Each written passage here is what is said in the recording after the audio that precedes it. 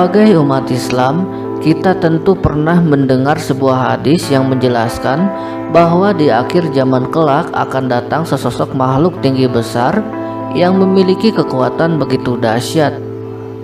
Sosok yang kita kenal dengan nama Dajjal tersebut merupakan sosok yang akan menguji manusia di akhir zaman. Apakah tergolong orang-orang yang beriman atau tergolong orang-orang yang kufur? Dajjal diyakini merupakan seorang manusia yang sudah hidup sejak zaman Nabi Ibrahim, dan karena Allah menangguhkan ajalnya seperti halnya iblis, ia tetap masih hidup hingga saat ini, dipenjarakan di sebuah tempat yang masih menjadi misteri. Dalam beberapa hadis dijelaskan bahwa asal-usul Dajjal adalah seorang keturunan Yahudi. Ia lahir dari orang tua yang postur tubuhnya tinggi gemuk dengan hidung sangat mancung menyerupai paruh burung. Secara lebih lengkap, Imam Al-Barzanji juga pernah menyebut jika asal-usul moyang Dajjal adalah seorang dukun Yahudi yang kawin dengan wanita dari keturunan jin. Moyang Dajjal ini hidup di zaman Nabi Sulaiman alaihi salam. Oleh Nabi Sulaiman, moyang Dajjal dan istrinya yang berasal dari golongan jin disebutkan sempat dipenjarakan dan ditangkap karena ulahnya dalam merusak akidah umat. Adapun terlepas dari pendapat Imam Al-Barzanji tersebut, asal-usul Dajjal hingga kini tetap saja masih misterius, mengingat sumber referensi dan hadis yang membahas hal ini memang sangat terbatas.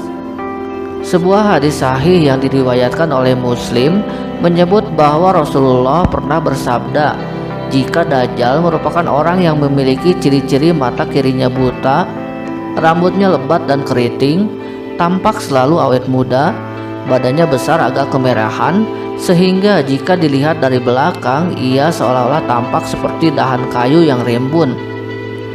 Sedangkan dalam hadis At-Tabrani, ciri-ciri Dajjal yang paling kentara disebutkan terletak pada mata dan dahinya. Mata kiri Dajjal buta, sedangkan mata kanannya tertonjol keluar, berwarna kehijauan dan berkelip-kelip laksana bintang gemintang. Adapun pada dahi Dajjal juga terdapat susunan huruf kaf, fa, ro yang jika disambung akan membentuk kata kafir. Tulisan pada dahi Dajjal ini hanya dapat dilihat dan dibaca oleh orang-orang yang memang benar-benar murni keislamannya. Seperti yang telah disebutkan bahwa asal-usul Dajjal memang telah lahir sejak zaman Nabi Ibrahim. Sejak zaman itu, Dajjal dipenjara dan dirantai di sebuah pulau asing dan dijauhkan dari keramaian serta hiruk-pikuk kehidupan umat manusia. Ia tidak akan pernah bisa lepas dari penjara tersebut karena selain dirantai, ia juga dijaga oleh seekor binatang besar bernama Al-Jassasa. Ia baru akan lepas dari penjara dan keluar dari pulau tersebut jika Allah sudah menghendakinya.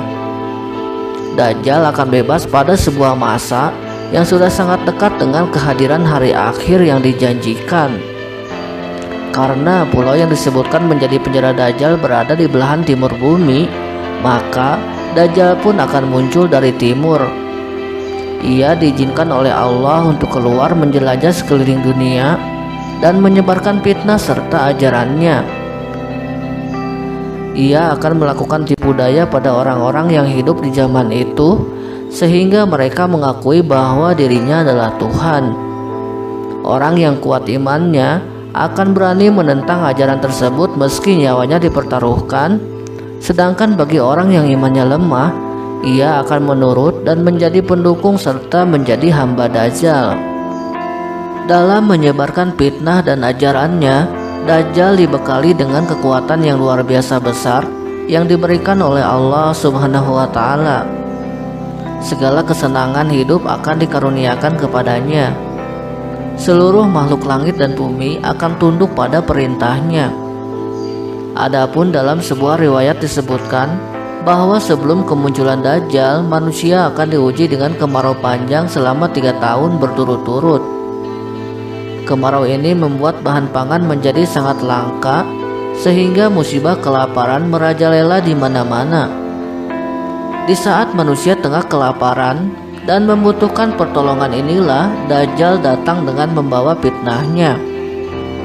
Dajjal akan menunjukkan kesaktiannya. Ia akan mendatangkan hujan dengan mudahnya. Ia akan menumbuhkan berbagai tanaman sebagai sumber makanan bagi para hambanya yang mengakui bahwa dirinya adalah Tuhan semesta alam. Umat muslim yang kuat imannya akan tetap kukuh mempertahankan akidahnya meski mereka mengalami kelaparan.